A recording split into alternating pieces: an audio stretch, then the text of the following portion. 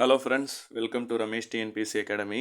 இன்றைக்கி நம்ம இந்த வீடியோவில் என்ன பார்க்க போகிறோன்னா 2019ஆம் ஆண்டு நடைபெற்ற குரூப் 4 எக்ஸாம் நடைபெற்றுச்சுல. அதில் ஜிஎஸ்க்கான ஆன்சர் கீ டிஸ்கஷன் தான் இந்த வீடியோவில் நம்ம பார்க்க போகிறோம்.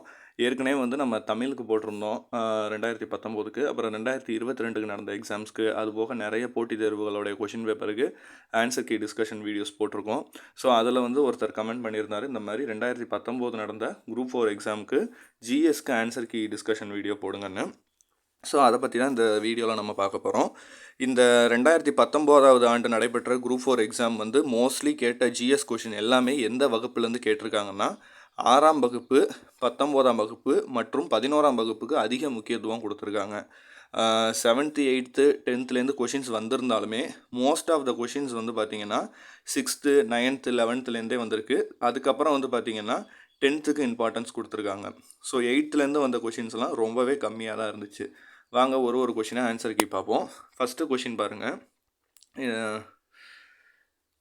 ஒரு கிரகம் கொடுத்து இந்த கிரகங்கள் அதுக்கான துணைக்கோள்கள் எத்தனை அப்படிங்கிற மாதிரி கேட்டிருக்காங்க. இந்த இது பார்த்திங்கன்னா 6ஆம் வகுப்பு புவியியல் பாடத்தில் முதல் லெசன்லேயே இது வந்துடும். ஜியோகிராஃபியில் ஃபஸ்ட்டு டேர்ம்லேயே இந்த கொஷினுக்கான ஆன்சர் இருக்குது.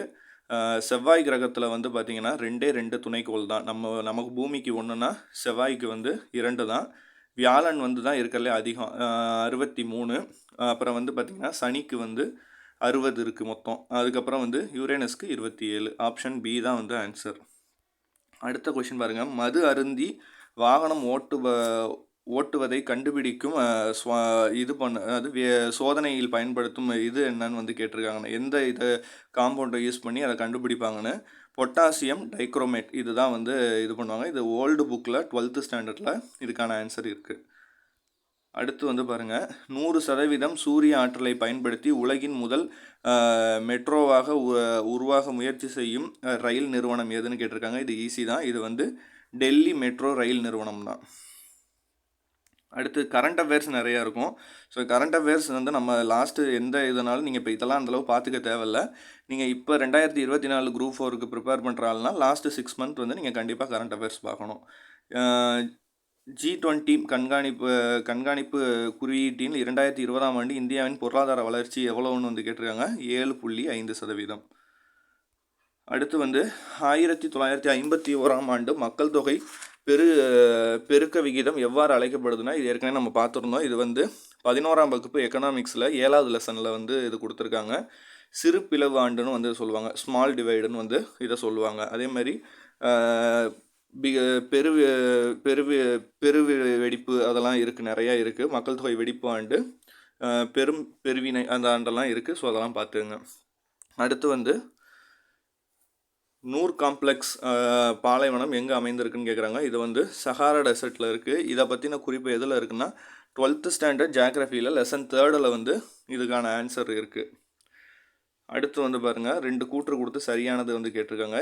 2019ஆம் ஆண்டின் உலக சுற்றுச்சூழல் தினமாக சுற்றுச்சூழல் தினம் கொண்டாட்டம் சீனாவில் நடைபெற்றதுங்கிறாங்க. இதன் மைய கருத்து பார்த்திங்கன்னா காற்று மாசுங்கிறாங்க. ரெண்டுமே சரிதான். அடுத்து ஜன்தன் திட்டத்தின் குறிக்கோள் அப்படின்னு என்ன கேட்குறாங்கன்னா, அனைவரையும் உள்ளடக்கிய பொருளாதார முன்னேற்றம் அப்படின்னு சொல்லியிருக்காங்க. ஆமாம், இதுவும் சரியான பதில் தான். அடுத்து பிரான்ஸ் எந்த கட்சி முறையை வச்சுருக்குன்னா, நம்ம நாடு மாதிரி தான் மல்டி பார்ட்டி, அதாவது பல கட்சி முறையை வச்சுருக்கு. இது 9th பாலிட்டியில் லெசன் 2ல் இதுக்கான குறிப்பு இருக்குது. அடுத்து மத்திய அரசால் தொடங்கப்பட்ட நீர் பாதுகாப்பு பரப்புரை எதுன்னு கேட்டிருக்காங்க. ஜல் சக்தி அபியான். இது பார்த்திங்கன்னா ஒரு கரண்ட் அஃபேர்ஸ் தான். ஸோ இதெல்லாம் நோட் பண்ணிக்கோங்க. ஆனால் இது அந்தளவு இந்த வருஷம் கேட்க மாட்டாங்க.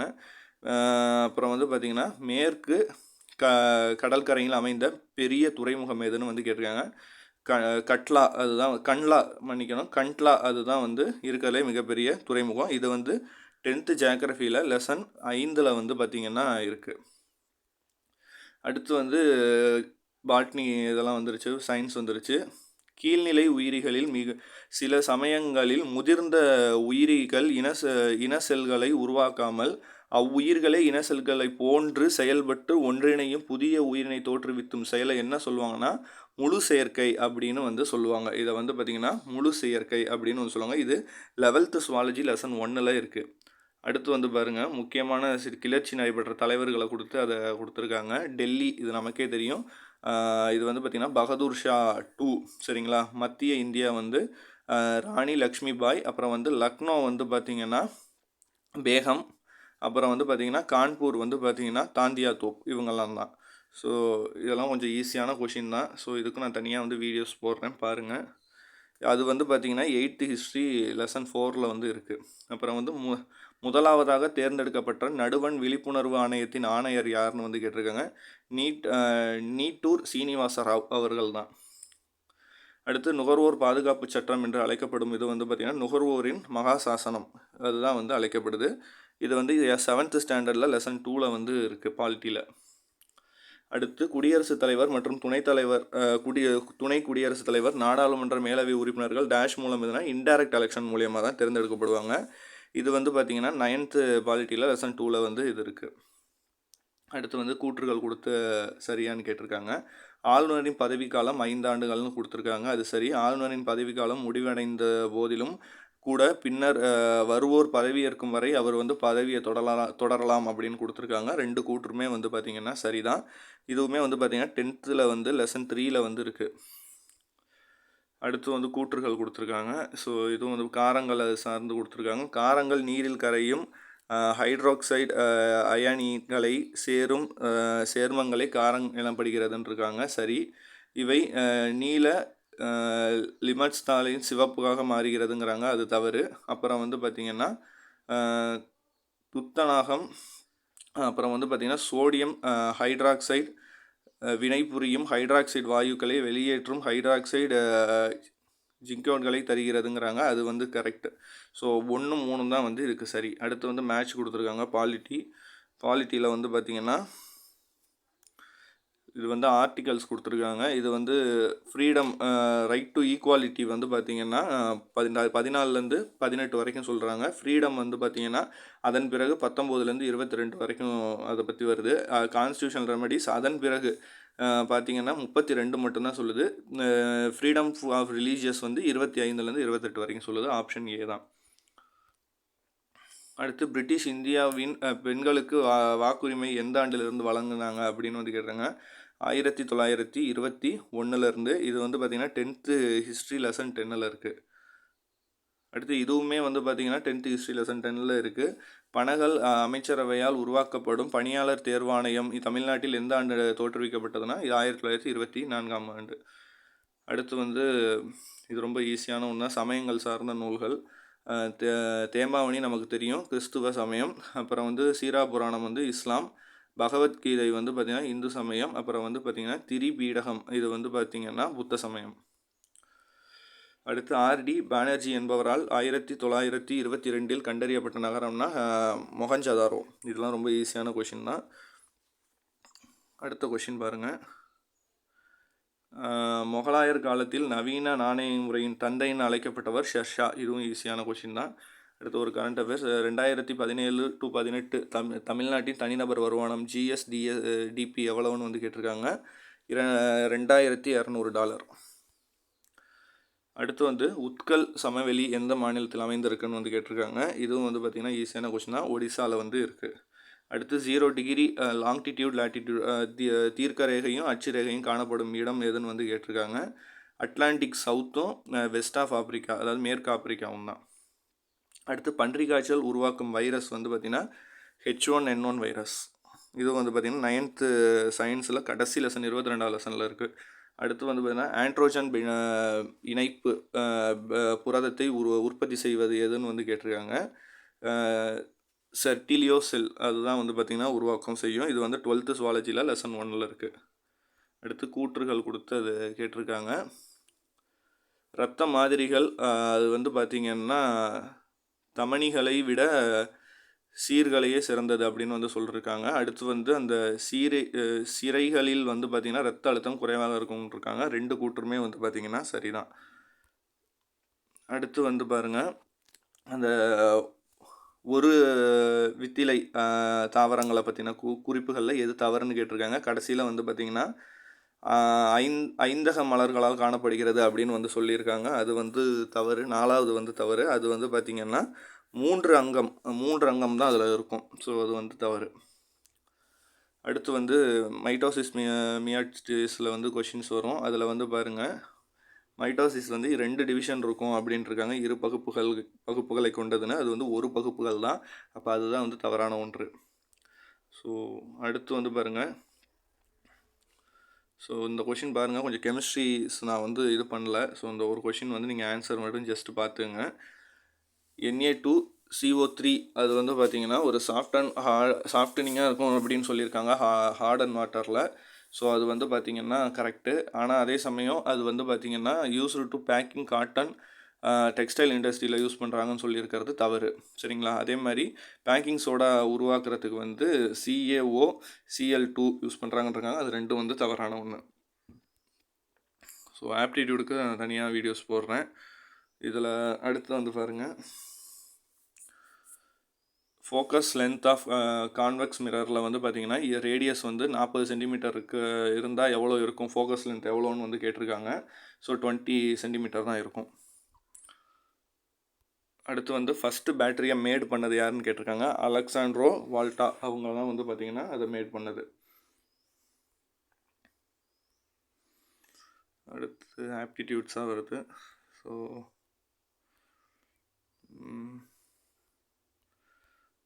நெக்ஸ்ட்டு வந்து பாருங்கள், right to clean water in fundamental rights எந்த கான்ஸ்டியூஷன் அடிப்படையில் வருது அப்படின்னு கேட்டிருக்காங்க. ஆர்டிகல் 21. சரிங்களா? இது சயின்ஸ்லேயுமே இருக்குது. நம்ம பாலிட்டின்னு நினைப்போம், இந்த இது வந்து சயின்ஸ்லேயுமே வந்திருக்கு. அடுத்து வந்து பார்த்தீங்கன்னா டெட்ராய்ட் ஆஃப் ஆசியா அப்படின்னு வந்து அழைக்கப்படக்கூடிய நகரம் எதுன்னு வந்து கேட்டிருக்காங்க. இது வந்து சென்னை தான். சரிங்களா? இது வந்து 10th ஜியாகிரஃபியில் லெசன் 4 கூட இதுக்கான குறிப்பு இருக்குது.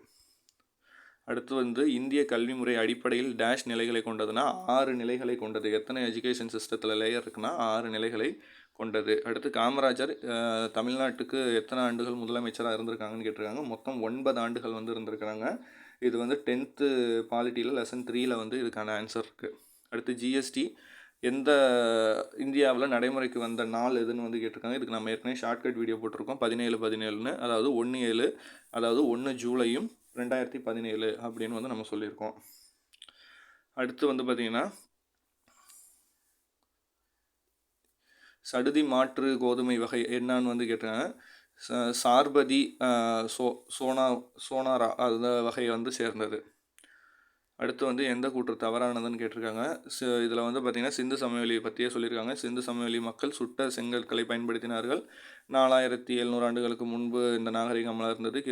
ஹிரோஷிமா இதெல்லாமே கரெக்ட் தான். அதில் வந்து சதுர வடிவில் நூற்றுக்கணக்கான முத்திரைகள் கண்டெடுக்கப்பட்டதுன்னு சொல்லியிருக்காங்க. அது சதுரம் கிடையாது, செவ்வக வடிவில் அதுதான் வந்து அங்கே கிடைக்கப்பெற்றது. அடுத்து மத்திய அரசால் விதிக்கப்படும் அப்புறம் வசூலிக்கப்படும் மாநிலங்களுக்கான ஒதுக்கக்கூடிய வளங்கள் மற்றும் குறிப்பிடத்தக்க இந்திய அரசியலமைப்பு சட்டம் சரத்து வந்து எந்த எண் அப்படின்னு வந்து கேட்டிருக்காங்க. ஆர்டிகல் 269 தான் வந்து பார்த்திங்கன்னா இதை பற்றி பேசுது. அடுத்து 2 காடுகளை பாதுகாத்து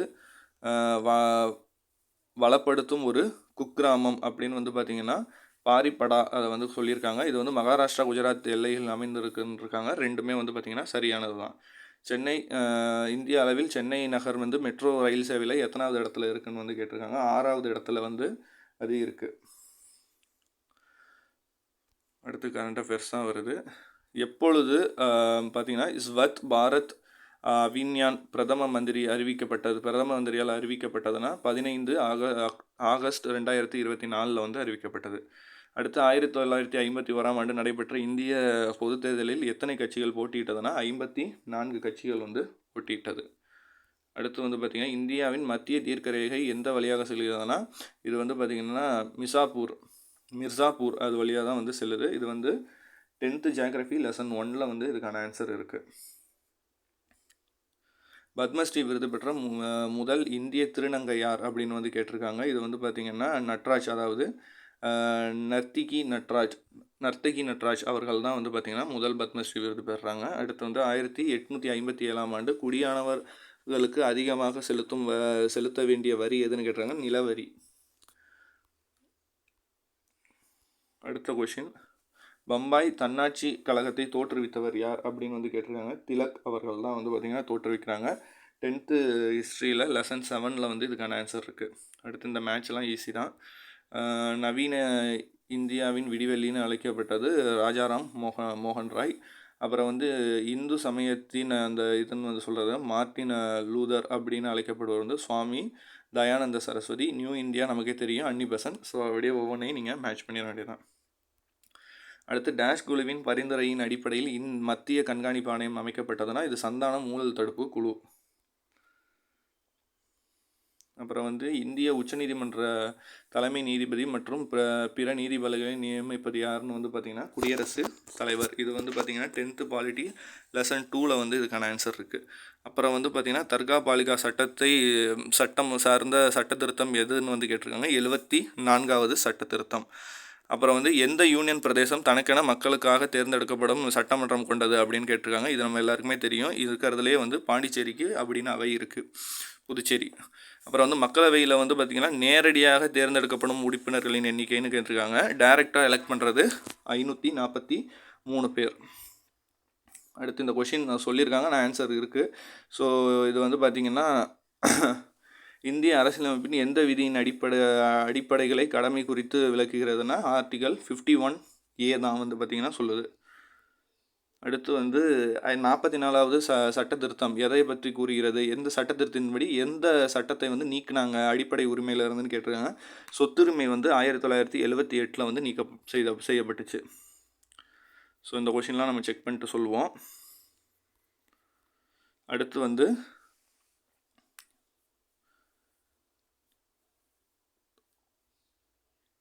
மெண்டிபதார் ரயில் நிலையம் எந்த மாநிலத்தில் வந்து அமைந்திருக்குன்னு வந்து கேட்டிருக்காங்க. மேகாலயாவில் வந்து அமைந்திருக்கு. அப்புறம் மொழிவாரியாக முதல்ல பிரிக்கப்பட்ட மாநிலம் எதுன்னு வந்து பார்த்திங்கன்னா ஆந்திர பிரதேஷ். ஆந்திரா தான் முதல்ல வந்து பிரித்தாங்க. சிதம்பரம் நடராஜர் ஆலயத்தின் கூரைகளில் பொற்கூரையாக நெய்தவர் யார் அப்படின்னு வந்து கேட்டால் முதலாம் பராந்தகன் அவங்க தான் வந்து அது பண்ணது. அடுத்து மதுரை கொண்டான் அப்படின்னு வந்து அழைக்கப்படுவர் யாருன்னு வந்து பார்த்திங்கன்னா அதுவும் வந்து முதல் பராந்தகன் அவர்கள் தான் அழைக்கப்பட்டாங்க. சிம்ம விஷ்ணுவின் மகன் யார் அப்படின்னு வந்து கேட்டிருக்காங்க. முதலாம் மகேந்திரவர்மன் தான் சிம்ம விஷ்ணுவனுடைய மகன். மேற்கு மத்திய ரயில்வேயின் தலைமையிடம் எதுன்னு வந்து கேட்டிருக்காங்க. ஜபல்பூர் தான் வந்து பார்த்திங்கன்னா மேற்கு மத்திய ரயில்வேயின் தலைமையிடம். அப்புறம் வந்து கரெக்டானதை மேட்ச் பண்ண சொல்லியிருக்காங்க. சிந்து அப்படின்னு வந்து பார்த்திங்கன்னா கங்கோதரி கொடுத்துருக்காங்க, தவறு. ஆனால் வந்து பிரம்மபுத்திரானா மனோசவர் ஏரி அதை வந்து கொடுத்துருக்காங்க, அது வந்து சரியான ஒன்று தான். ஸோ பி மட்டும்தான் கரெக்டாக இருக்குது, மற்றது எல்லாமே மாறி மாறி இருக்குது.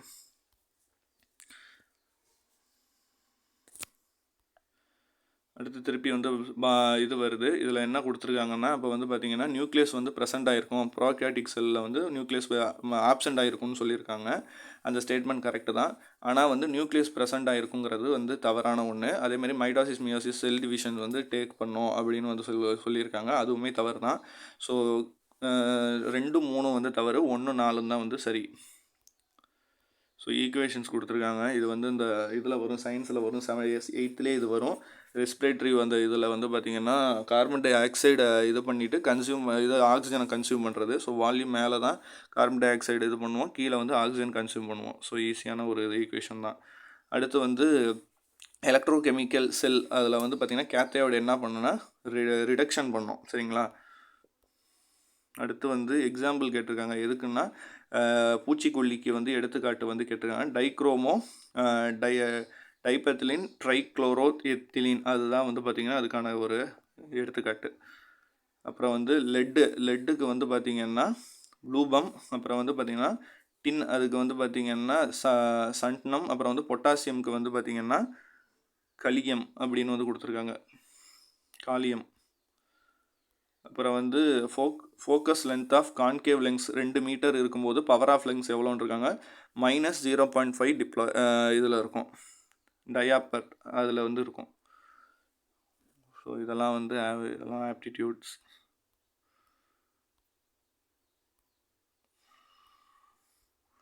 அவ்வளோதான் ஃப்ரெண்ட்ஸ். 2019 கொஷின்ஸ்லேருந்து நிறையா ஒன்றும் அந்தளவு ரிப்பீட் ஆகாது. ஸோ இருந்தாலும் ஜஸ்ட் நீங்கள் கொஷின்ஸுக்கு ஆன்சர் மட்டும் தெரிஞ்சுக்கணுன்னு தான் நான் இந்த வீடியோ போட்டேன். 22க்கு வந்து நான் கிளியராக வந்து ஒரு வீடியோ போடுறேன். ஸோ அதை செக் பண்ணி பாருங்கள். அந்த ஜென்ரல் சயின்ஸ் வந்து உங்களுக்கு ரொம்பவே யூஸ்ஃபுல்லாக இருக்கும். அதோட லிங்க்கையும் டிஸ்கிரிப்ஷனில் கொடுக்குறேன், தொடர்ந்து செக் பண்ணுங்கள். RMCI டெஸ்ட் பேட்ச் நம்ம அதில் போயிட்டுருக்கு ஜென்ரல் தமிழுக்கு, அதையும் பாருங்கள். உங்களுக்கு வேறு எந்த வீடியோஸ் வேணுமோ கமெண்ட் பண்ணுங்கள், உங்களுக்காக வீடியோஸ் மேக் பண்ணி போடுறேன். தொடர்ந்து சப்போர்ட் பண்ணுங்கள். நன்றி, வணக்கம்.